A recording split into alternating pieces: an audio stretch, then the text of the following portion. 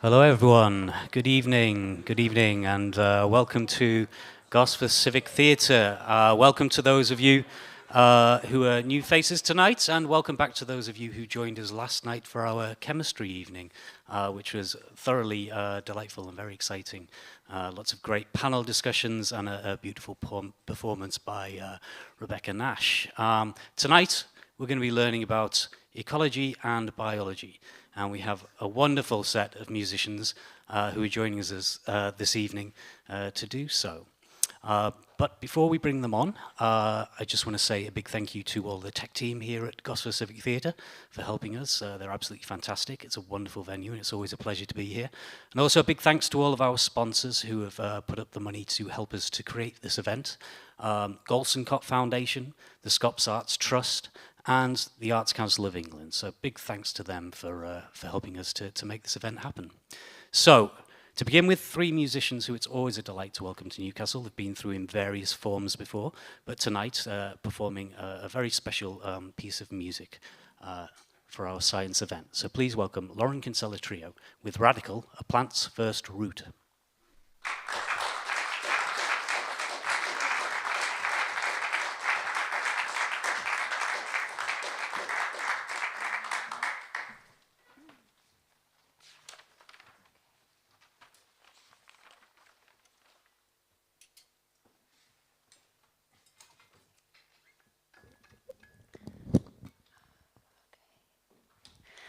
Hi. Very nice to be back up in Newcastle, and we're really looking forward to playing this evening. You're going to be listening to Tom Challenger on saxophone and Mark Sanders on drums. Thank you. And I was just having a chat a couple of minutes ago about where the idea for the piece came about, and I was thinking, where did it? Why was I inspired to write something about trees? And I think, spending lots of time, or trying to spend lots of time in any kind of a forest or a woodland or a wetland or somewhere where there's trees always feels like a special place for me, and probably for most of us. And the occasional hug of a tree, or just being around them, and then starting to get into researching a little bit about how they communicate, and the importance of them as living organisms in the world that we're in today. So that's kind of the background for it. So I hope you enjoy it, and we'll see you at the other end.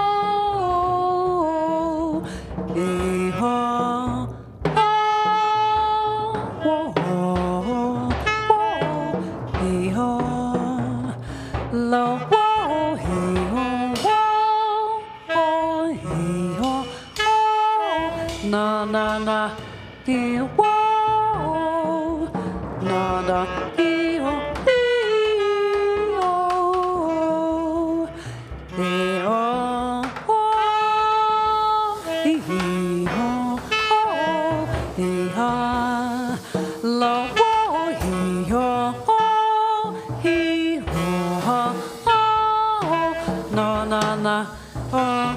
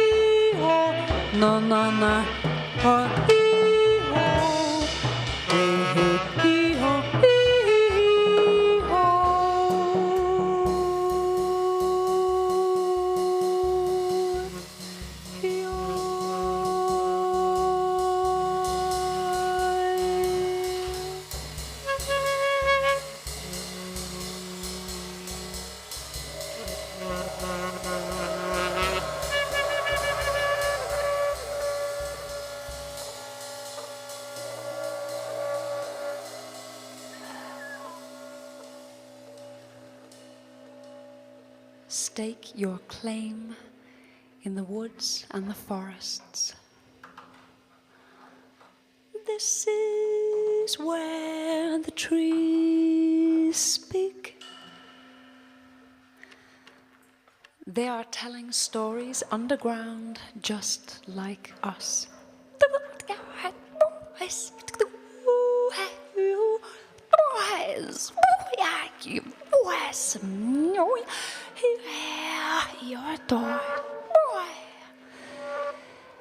Interconnecting torsos and infinite affiliation.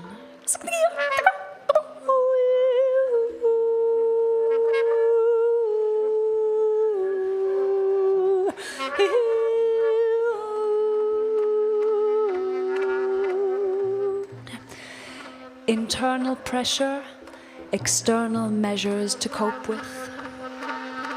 We exhale water on the warm days.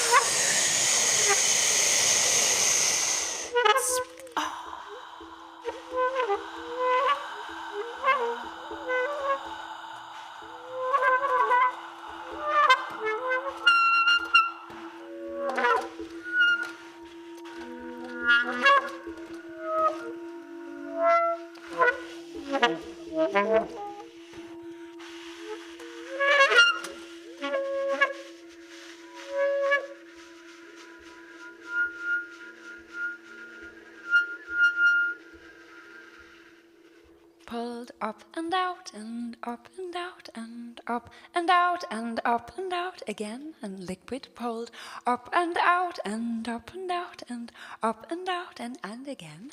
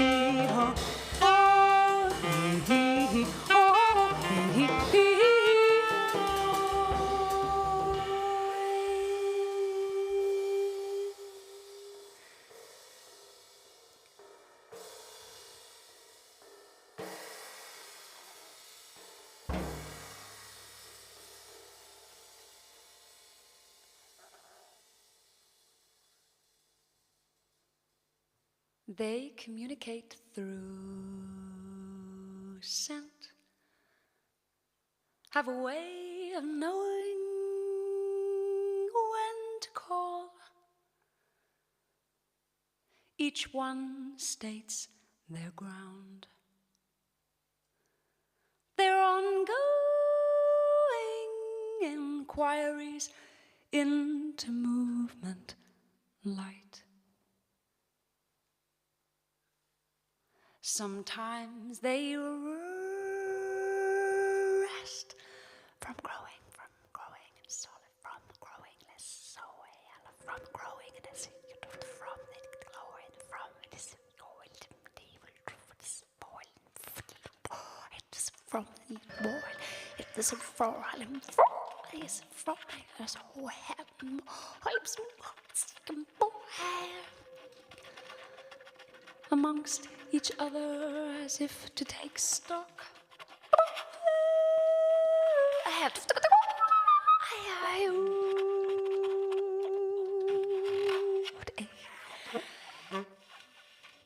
Even a trunk that's long been dismantled of its habits has a place. Yeah. Yeah. Yeah. Yeah. Yeah. Yeah.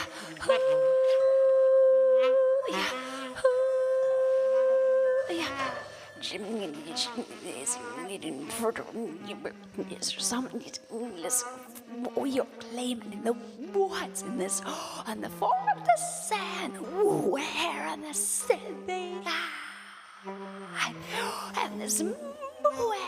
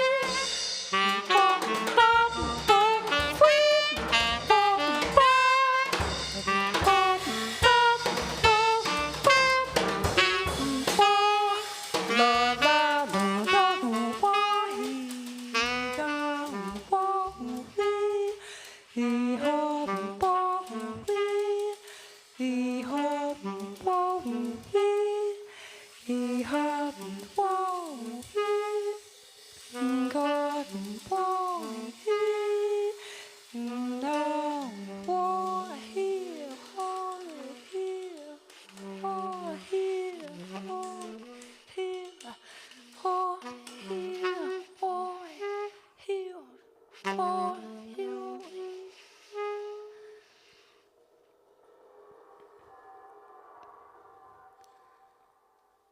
Stake your claim in the woods and the forests. This is where the trees speak.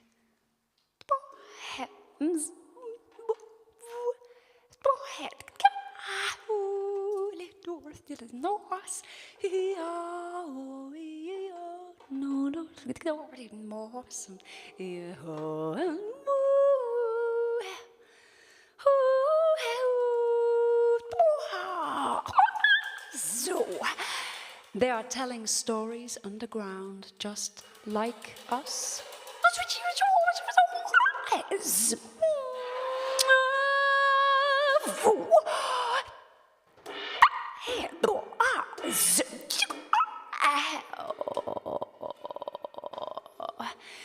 Interconnecting torsos, an infinite affiliation.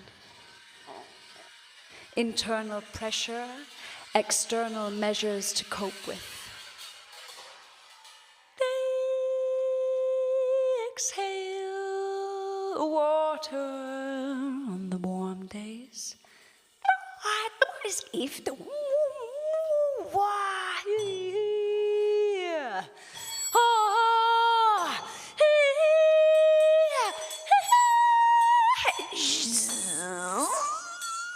liquid pulled up and out and up and out and up and out and up and out and up and out and up and out and up and out and up and out again.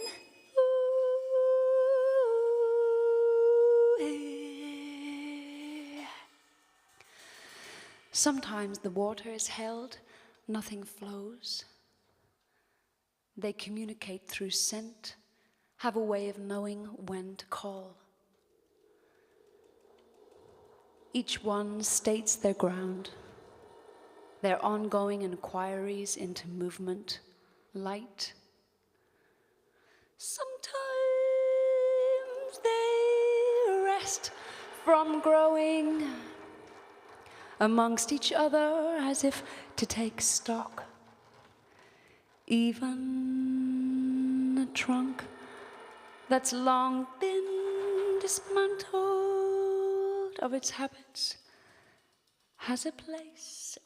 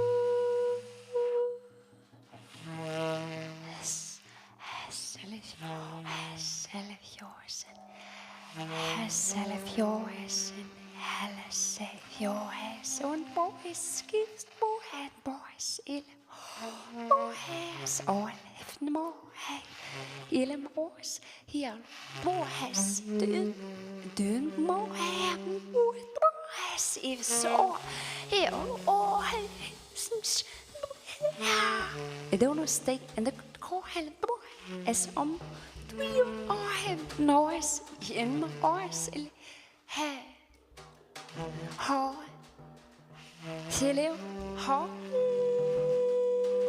It's a long boy and boy and boy. Yeah. Jump no and boy.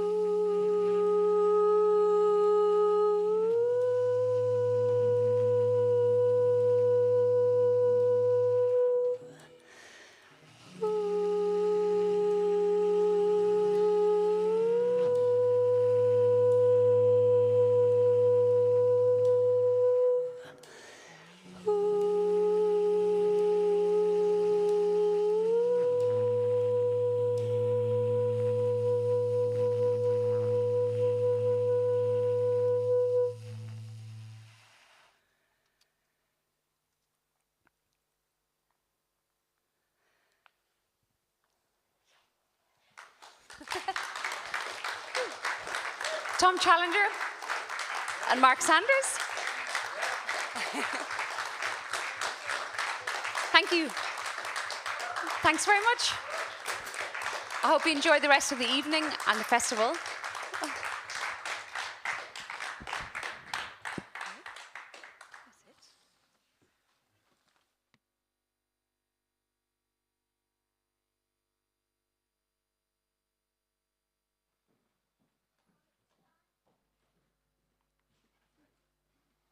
Thank you so much to Lauren Kinsella trio there. Absolutely brilliant music, really fantastic.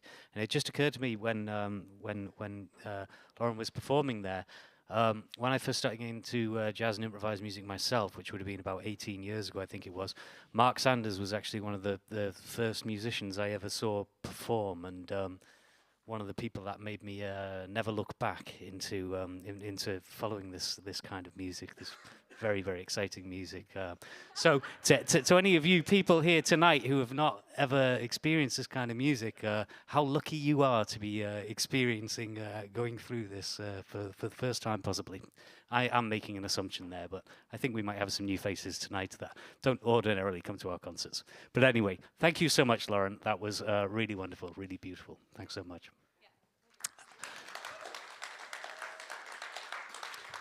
So we're just going to have like a brief kind of 10-15-minute break now. Just get some chairs and some mics set out. So please do use the bar. They want your money too. So refresh your glasses, and then we're going to have a little conversation and then a performance from Faye, MacCalman and Graeme Wilson after that. So thanks so much.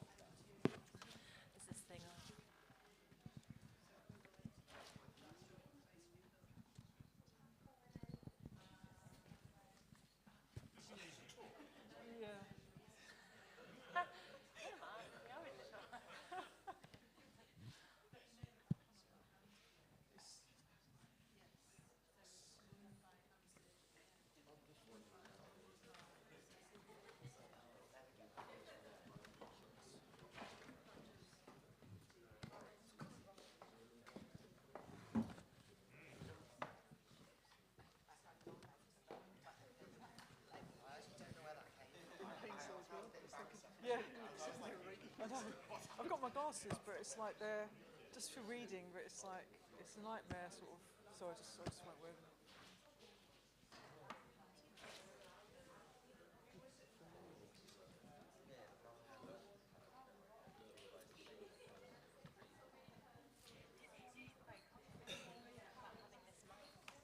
What's that? Something very conferencey about having this one. Yeah. Okay.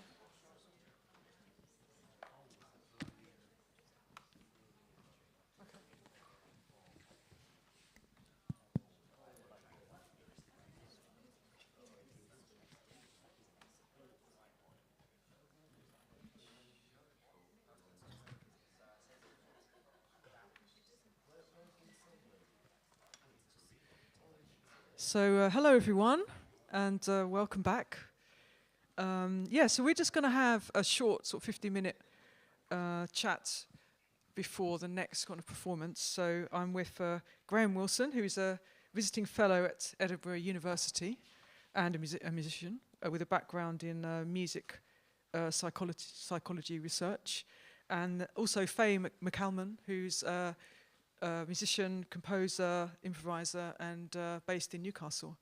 So this sort of chat is just going to contextualize or frame the performance which you'll hear afterwards. So it's kind of, we found it useful to do, to sort of shed a bit of light.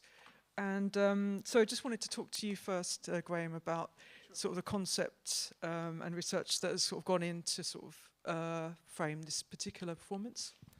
Yeah, so what we're doing tonight comes out of some research that I carried out based on work with my colleague Raymond MacDonald, who's a saxophonist and psychologist as well, when we were at the Reed School of Music in Edinburgh University. Because we were both musicians and both psychologists, we were very struck by what an amazing psychological process improvisation is. It's about the only thing we do that's creative, that's social, that's non-verbal, it doesn't involve language, or not for musicians. And it's spontaneous, it takes place in real time, and also that it's something that anybody can do. And I think that's something that's often missed out about improvisation, that you know, if you go into a classroom of primary children and ask them to play something, they will improvise for you. And somewhere along the line, people often lose track of that idea that actually anybody can improvise. And that makes it a pretty unique thing psychologically. There's nothing else that we do I can think of that ticks all those 5 boxes. And we were aware that a lot of the psychology research that there had been in improvisation was very focused on explaining how one musician creates a solo, either by looking at transcriptions of solos, or asking a musician to play something, or putting them in a brain scanner and asking them to play something, which is not a conducive environment. And we knew that almost all the time when we improvise, it's as part of a group, it's with other people, it's a social process, and therefore that's a much more complicated thing. It's not just one person trying to come up with a piece of music spontaneously in their head. They're in the middle of a whole bunch of people trying to create a piece of music together. So we decided to ask a number of trios of improvisers of different types to come and record a 5-minute improvisation for us, which we videoed.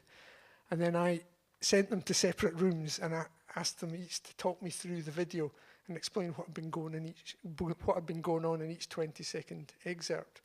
So what choices they'd been making, what choices they thought the other people were making. And we were really interested to try and understand how people made decisions when they're improvising, because it's, in psychological terms, there's a huge amount to process in the middle of an improvisation, and it doesn't make sense that you could process every single thing that's going on and every single option you might have in the world every second. So we're thinking, well, how do you narrow down, how do you make those choices? So we spoke to them all, and we tried to develop a sort of model for that, the thought process that's going on while people are improvising. I have an image of it, which I think we're maybe able to project, hand-drawn, because I never like PowerPoint things. I like the idea of science that takes place in the back of a packet of something. So based on the things people told us and the categories, like trying to find things in common between what people said, there's a constant kind of feedback loop of evaluating what's going on. And one of the surprising things was people said a lot of the time, I'm just keeping this going. What's going on there is fine, so we're just maintaining that. So there's the main loop at the top is just maintaining things and checking it's working okay. Whenever people thought there was a need for a change, they might initiate something new, and sometimes they said, I just thought I'll play something different here. But that was actually quite rare. Most of the times they said, when I made a change, it was to adopt what somebody else was doing, to try and go with somebody else, or to what we called augment that. So people described saying, well, I'm trying to go with them or play what they're doing, but not quite copy, I'm modifying it somehow, or I'm playing something different. And sometimes people said, well, I'm providing a contrast to what someone else is doing. It's not a completely spontaneous new idea. It's something that's not what they're playing, but it fits with what they're doing. And that made a lot of sense to us. These things narrow down your choices a lot of the time. You don't have to select from everything in the world you might play. You're basing what you're playing on what someone else is doing, and that allows you to keep making quite rapid changes in what you're doing. What I think was exciting about it was the other part of it was comparing what different people said about the improvisation. And I think that's where the generative bit comes into it, because people didn't always have the same idea what had taken place. Sometimes there was agreement on it, but sometimes, particularly in one instance, 3 people within the trio each thought they had initiated a change that happened. They said, I played something and everybody went with me. And each of them separately said that. Likewise, there was another one where nobody owned up to it. They said, well, a change happened there and it was their fault, or it was somebody else that did that. And that's really interesting. And I think that's where we see some of the generative things that happen in improvisation. Because one of the things most people talked about is when they felt the improvisation was going well, it felt like something bigger than them. It felt like they didn't really know where it was coming from. There was just a larger form going on. And that seems to me that's where that comes from, that you're not quite sure who's doing what, or whether which of the other choices other people are making, but you're having to react to them on the assumption that you are understanding that. And that creates uncertainty. So that means surprising things happen, and you start to see like things that nobody had predicted, which are the things that I personally really like in improvising. And could you explain? This was really fascinating. We had a little chat. Please stop me. A little chat before, and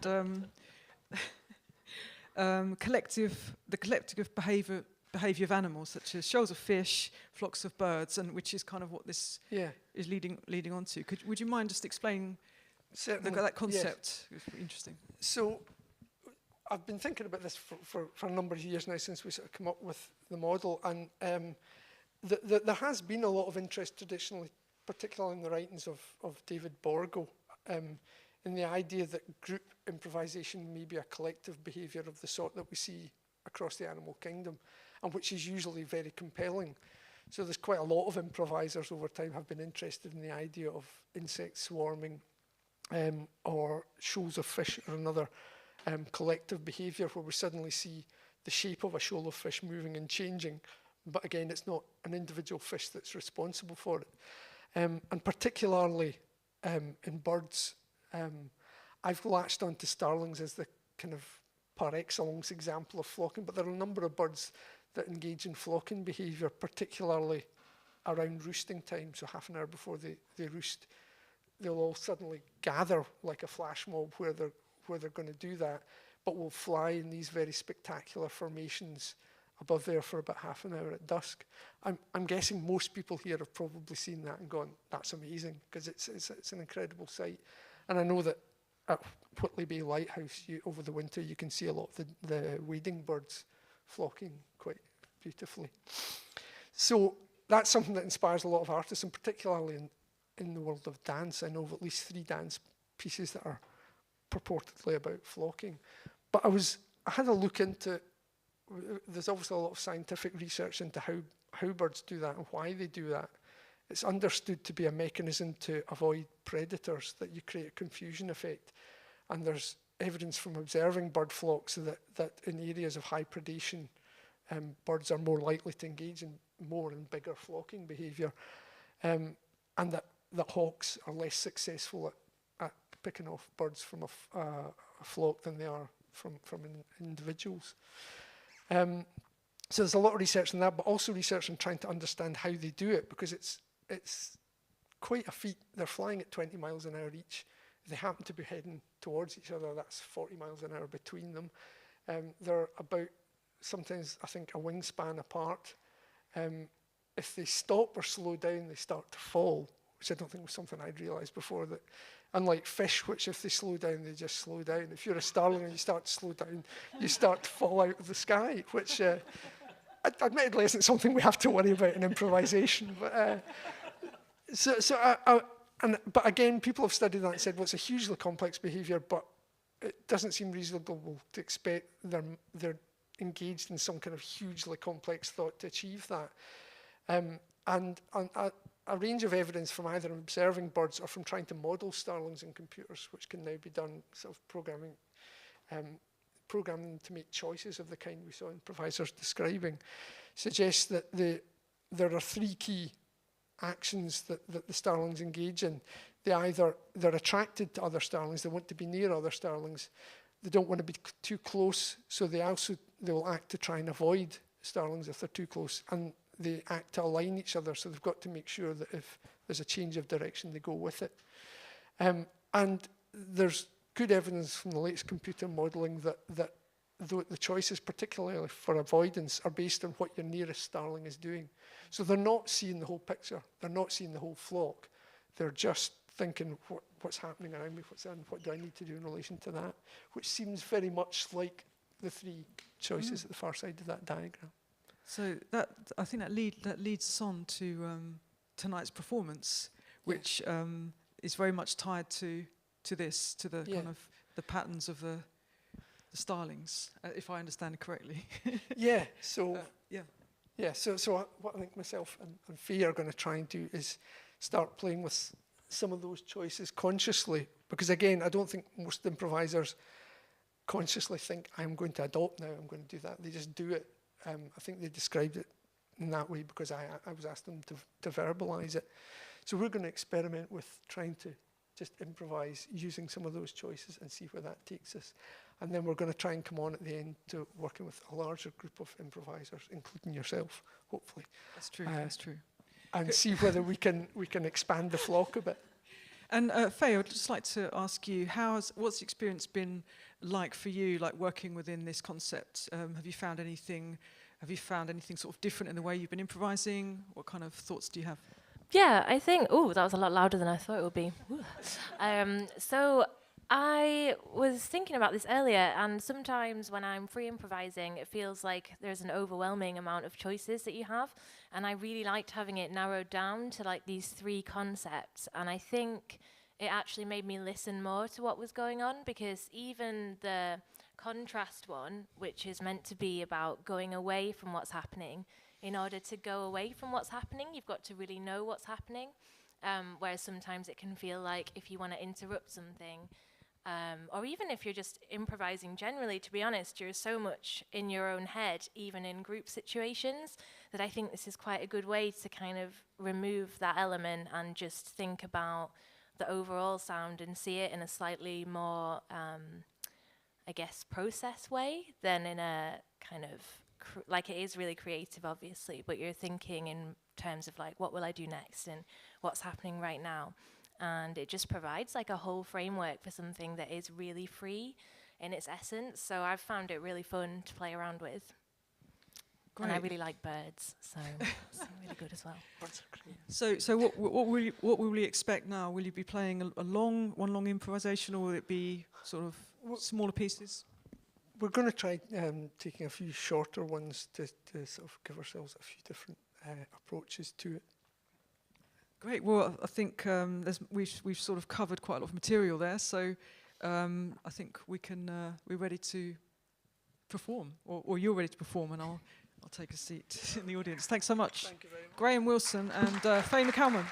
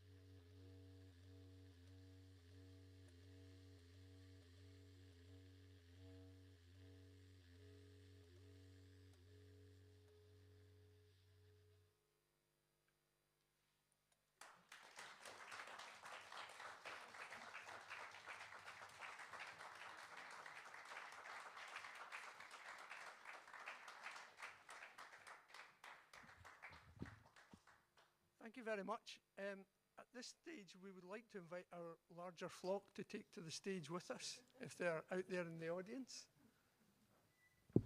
Thank you very much. Yay!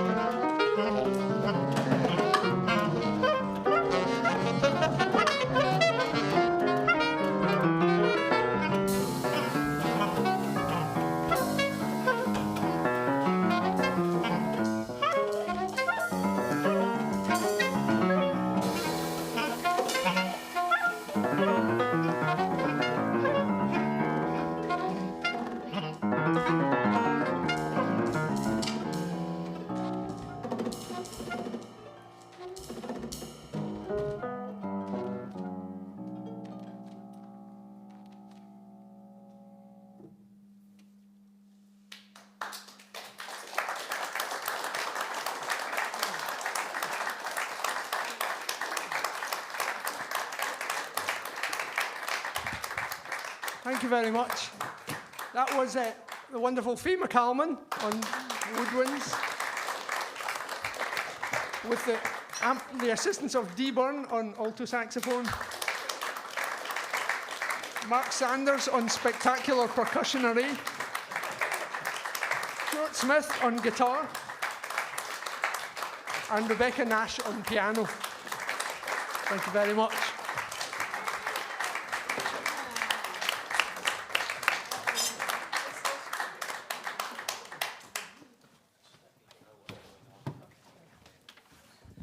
So if you just sit tight for a couple of minutes there, we're just going to get some chairs out and rearrange the microphones, and we're going to have a little bit of a discussion about what just happened. I'm sure it's going to be revelatory and very interesting indeed, so please do stick around. Just a moment. Thank you.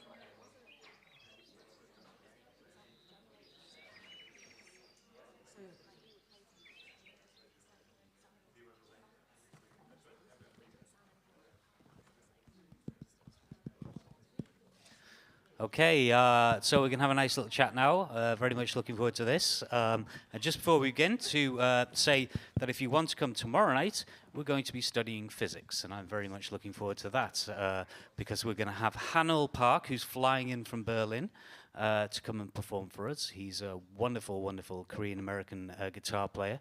He's going to be performing solo and talking about various aspects to his work, which involve physics. And then we've got the wonderful Johnny Hunter playing his Pale Blue Dot Suite, which is a piece of work based on an image of the Earth taken by the Voyager 1 satellite, rocket, sorry, that was sent in 1990, I believe it was, into space. So that's going to be a very interesting piece of work, and there's a string section with that performance.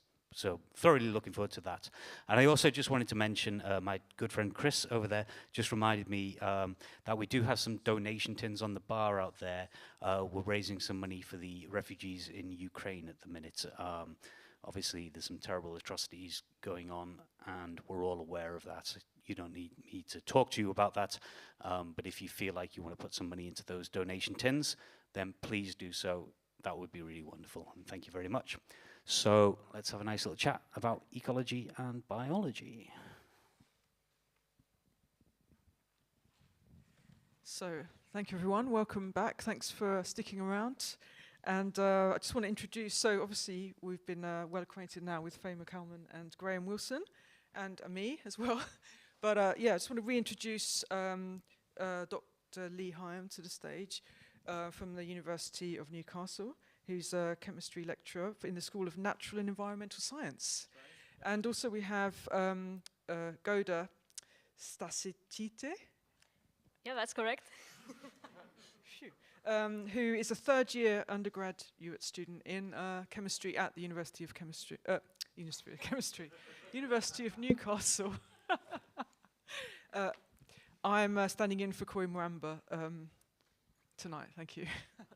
So yeah, so I think it would be very interesting to just hear your thoughts on what we just heard from the performance. Starting with maybe with you, Lee. Shall I go first?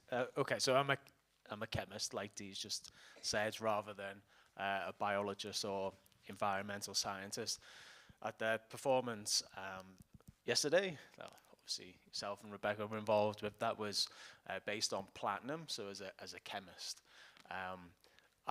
I research platinum with my team. We're a medicinal chemistry team, and so that is an area where you're kind of a subject specialist. But tonight was really interesting because one of the big challenges in science is, as science, it's quite young. You know, even chemistry, there's 100 years ago, various elements were still yet to be discovered in the periodic table, and so you got a lot of chemists who are sort of single subject specialists, and they're very right to concentrate on that and being you know the kind of classic stereotype that you might have of a chemist locked in his lab, never speaking to anybody else.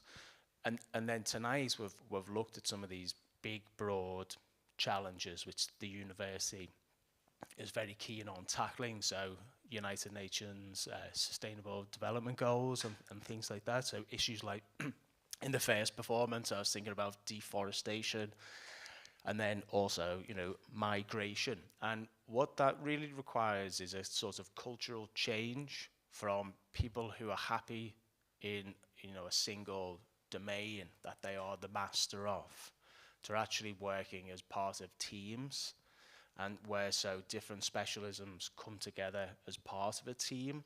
And that's, you know, this is a theme me and Wes have spoken about before, so big thank you, Wes, for bringing this from the dot of an idea in the carriage to a theatre now.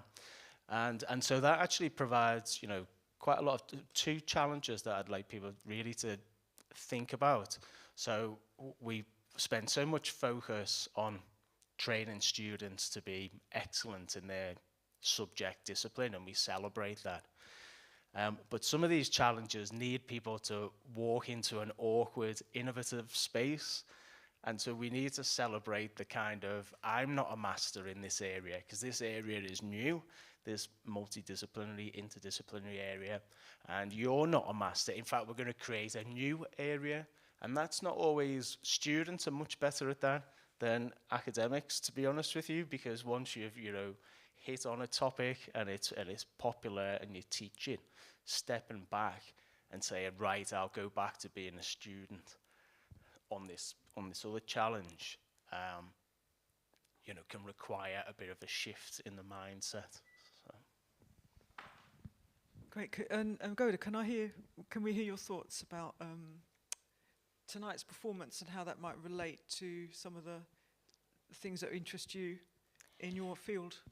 Yeah, I would probably expand on what Lee said as well, and that is also about that whenever you're in a group, let's say in research, everyone brings something to the table, and I noticed this myself, that usually students, especially, because they're inexperienced in the field, they sometimes have weird ideas, let's put it that way, and that is great to push research further, and such group things are actually very important for innovative ideas. Great, thank you. And I just want to, I mean, I really enjoyed being part of that performance, and I just wanted to know, Faye, how did you think it went, both sort of the duo part and also the group part at the end? I thought it was excellent. No, it's not a joke. Well, it's really hard to say when you've just done it. I had fun, and I think it was really interesting. Like as I was playing, because we'd had that talk beforehand, I was thinking about shapes a lot and like the way murmurations move, and there were several points when both in the duo set and the bigger set at the end, I was thinking, oh cool, we're doing this bit now, you know, like of the ideas, and then I'd have to like be like, oh, don't think about it too much. So it's like a balance between thinking about the concepts and models that Graeme's got, and also like not thinking about it, if that makes sense. So being free enough with it. But yeah, it was definitely like something I've never done before, like especially having the element of just murmurations, because there's something you see all the time, but you never like think, I don't really, anyway, yeah, that's it. I think that's all I have to say, actually. I was about to go down. Yeah, that's it. Okay. Graeme, do you have any reflections? Yeah, I was really delighted and excited to hear how that sounded at the end.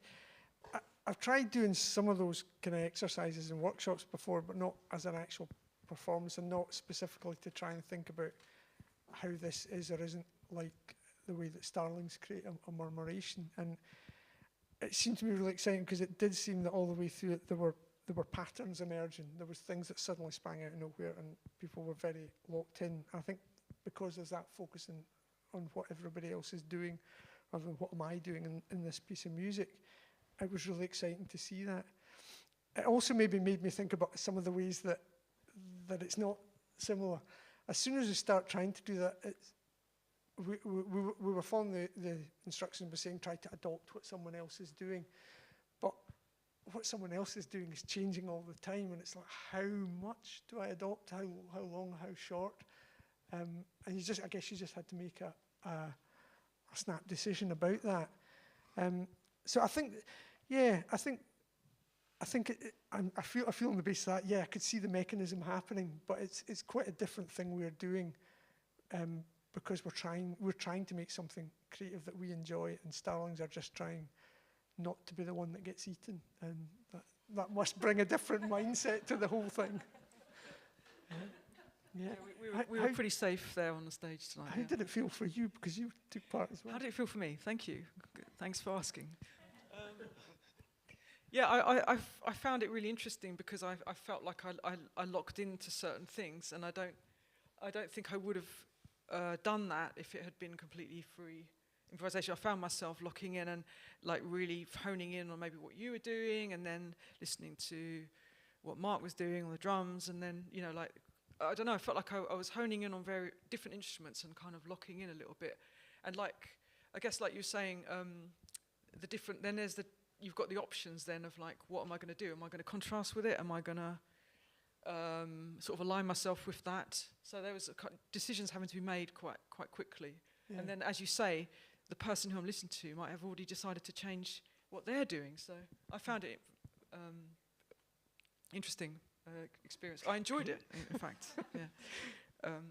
Actually, I have a question for the scientists. No, I just wondered, and I hope we can open this up, as well. But in what way do you think chemists improvise?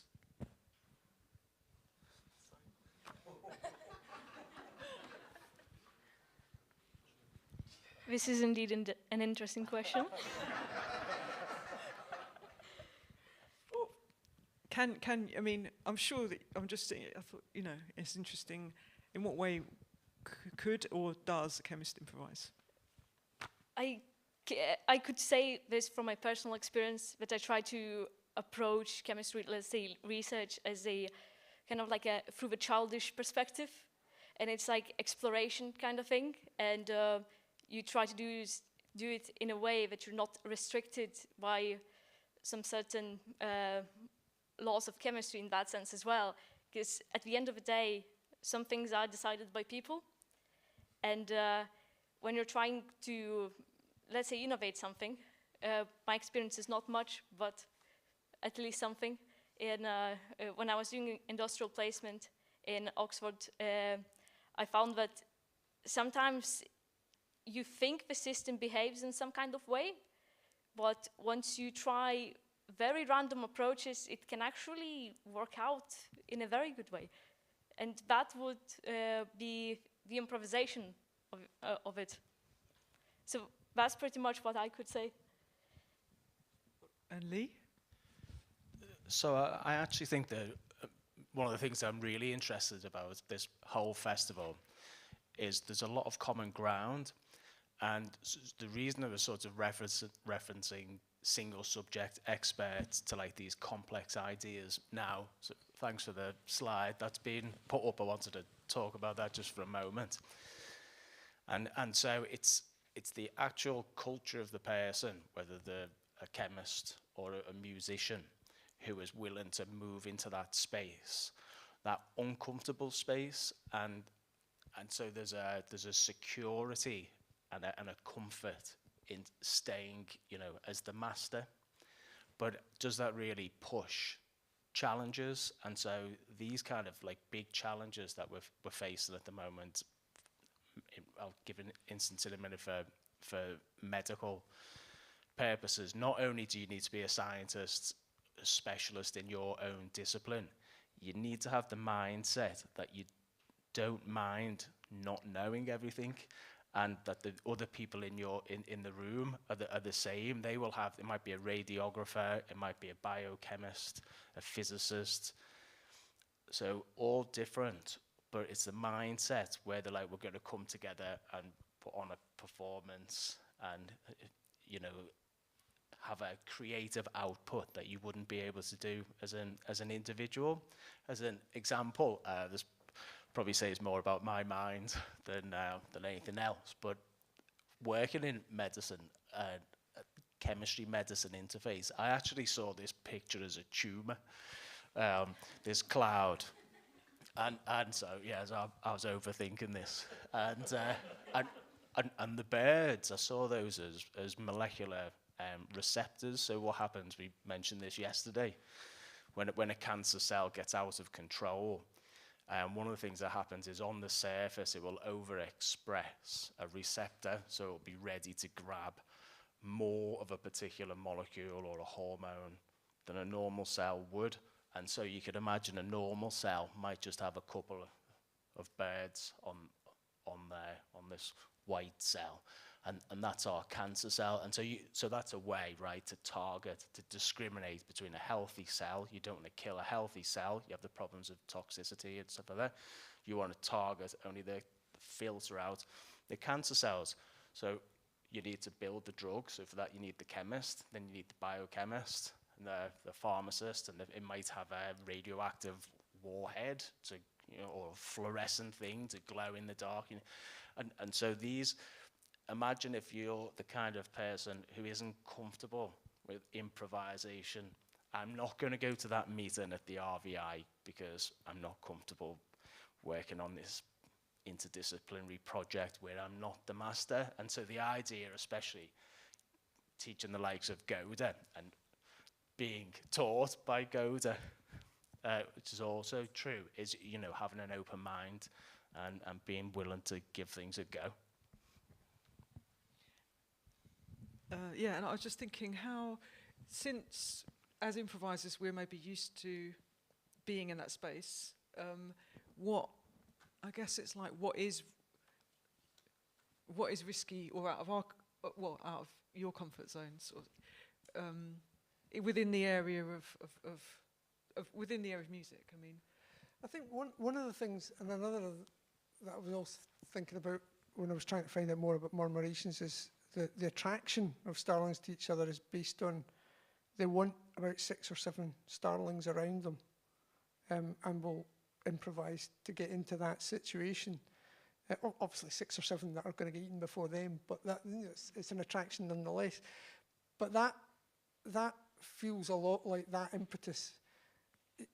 I think it's fair to say in the first one we felt much more exposed on the stage because it's just 2 of us, so there's a lot more attention on what we're doing. And I think the bigger the group you're in, to a certain point, the more comfortable often that improvisation feels. So there's something as well about the size of a group. Sort of, there are different comfort zones at different sizes of ensemble, I think. I think as well in relation to what Lee was saying, it's again a big thing for the festival is about trying to think about how music and science can inform each other, and it's really useful to think about how our understanding of for instance, a collaborative behaviour in music might be helpful to thinking about collaborative behaviours of cells, because I know there's a lot of interest in those systems. A cancer or a tumour is a collection of cells behaving in a certain way that has the effect of creating that, and therefore maybe the ways that we understand ourselves to create something spontaneously in music without a leader in particular is informative for thinking about the ways that cancer cells form and interact and how you can interfere with that, I guess. So. And I'm interested to know, do you have, since we have, I feel like I'm sort of in the middle of the music and the science. Is there any question, Faye, you would like to ask Goda or Lee? About this subject. Yeah, I think I believe I have a question somewhere in my brain. Well, I suppose I guess Dee's already asked you it really, but when you're listening to like all of the music from tonight, in terms of like the sort of the shape of it, were there like correlations between like patterns that you would see in chemistry and stuff? I don't know if that makes any sense, because I'm not a scientist, but yeah, is that, yeah?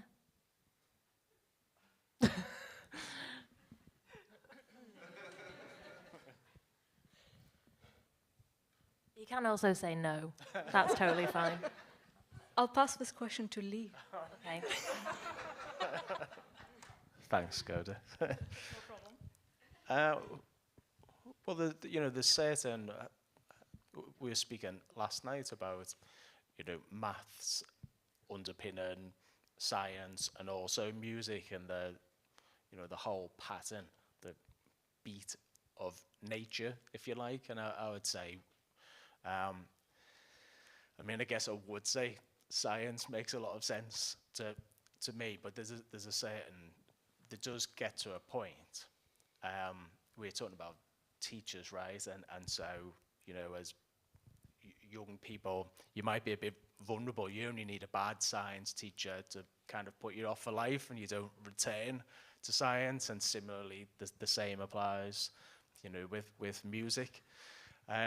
But the underlying principles, I think, are recognizing patterns and seeing those, and also kind of after doing this for a while, you realize what is bad music, if you like, in science as well. That just won't work. It doesn't stop creativity. We have our periodic table for our blend of notes and stuff. So, can I ask, just on the back of Faye's question, if chaos theory has had any impact on the world of chemistry? Because I noticed when people like David Borgo started to get really interested in swarming and animal behaviour, it was about the same time that was becoming very mainstream as an idea and having an impact across the sciences. So the idea that there are systems that allow a red dot to be apparently permanent in Jupiter, which is a system of swirling gases. And it seems to have been taken up enthusiastically in different corners of a lot of different sciences and fields of study. Has that kind of those ideas had any lessons for chemistry? Or?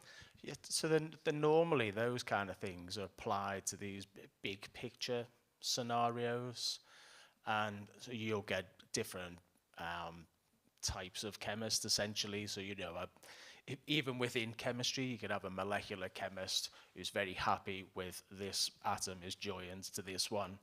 And then you'll have somebody else who, is more interested in, for instance, the biochemistry of a system, or, looking at, a large number of entities in a given system. Others will focus on, discrete, relatively simple systems.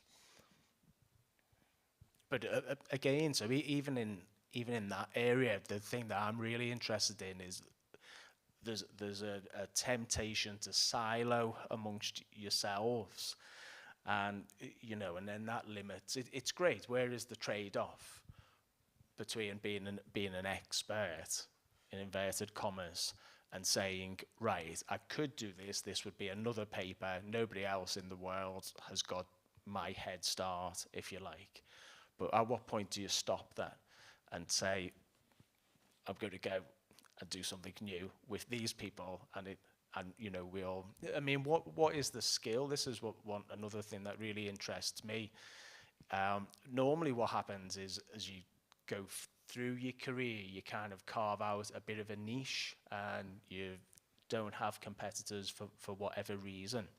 And so you finally locate the mine, you get access to the mine, and then because you're then in pole position, you spend so much time mining, but maybe that's not really their skill. Maybe somebody else should then do that, and that person is actually good at identifying an opportunity and cracking things open. A little bit like, some people are better at starting off their own business, a one-man show kind of thing, and other people are better at running, Next or whatever.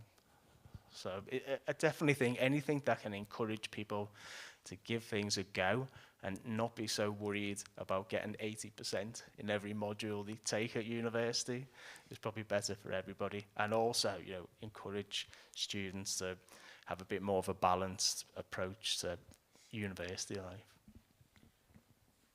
So I feel like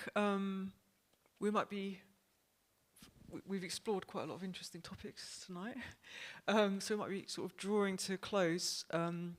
But I feel like I just want to ask everyone. I feel like what is a creative? I guess an idea. If we're talking about sort of exploring creative ideas. I guess what I hear from what you're saying is that it's good to be continually creative, and if that means letting go of something which you know very well and it's your comfort zone, then actually it's scary, but you're allowing yourself to be creative, basically. So and that can happen in science and in music. So maybe we could just share one thing that's creative that we kind of want to pursue creatively, whether that's in science or music. I know that's I think just occupying this space, there's so much to be said for people giving things a go with, scientists and musicians, it doesn't even really seem, it just seems like an out of date set of labels, as if musicians can't be scientists, and vice versa. I mean, need to try and get out of pigeonholing people and celebrating the whole. And by bringing people together, you'll have inspired ideas that you wouldn't just have on your own. So yeah, Goda, how are you striving to be creative within your field? Well, I always like to keep kind of as many options open and try to build, like, let's call it a spider web. Let's call it a spider web for the sake of it. It's because sometimes you can get inspiration from different people or different fields. Therefore, when you have many different interests, sometimes you find a solution just by really getting the experience from somewhere else. And for a chemist, that would apply in a sense that also it's sometimes you think you're good at something, let's say one particular field of chemistry, but then you go to an opposite field that you thought you didn't like because you didn't have confidence that you can do it, and you find yourself enjoying it and actually doing really great. And yeah, so in that sense. Yeah, that's interesting. I read a book by Elizabeth Gilbert called Big Magic. It's not a science book, but anyway, it's talking about creativity. And one thing that I found really interesting was talking about follow your curiosity. And so it's like, if you're curious about something, it doesn't really matter. You don't have to label it. You don't have to sort of maybe say, why am I into this? But just following that, because you never know where it's going to lead you. So I think that's interesting. Do you have any area that you're interested in pursuing? Any, Yeah, more and bigger groups of musicians doing that. I think it would be really good to see how big you can go and what happens if you get a larger and larger ensemble. Because I know as flocks get bigger, then they start to break down into subgroups, and that's where some of the... That's a very specific thought. But I think in general, I'm very interested in group creativity and thinking more and more about how you create something with somebody else in real time, and not thinking about it as my creativity or something I'm creating, but how do we interact in order to arrive at new and better music? And new and better science, but... Yeah. And Faye? I think more going back to what we were talking about earlier, I think in my own work, I'm just trying to constantly do things without worrying about not being very good at them, trying out ideas and failing at them, and reassessing what my idea of good or right is anyway, because I think, this is a very general thing to say, but I think a lot of the time our general ideas of what good are things that kind of get ingrained in us, and we don't really get a chance to question them. But music is such a creative space that you do have that freedom. So I think for me, I feel my most creative at the moment when I'm just doing things out of my comfort zone musically and not expecting them to be amazing in the kind of traditional way that I've got used to thinking of them, or like other people's idea of it, and just kind of having fun with it. And the end outcome isn't that it's right. The end outcome is that you've done it, I think. Yeah. Great. That's a very good note to end on, I think. So I just want to thank the panel, Lee, Goda, Graeme and Faye. And thank you all for being here tonight. And yeah, the festival continues tomorrow. So have a safe trip home. Thank you very much. Thank you very much to Dee Byrne as well.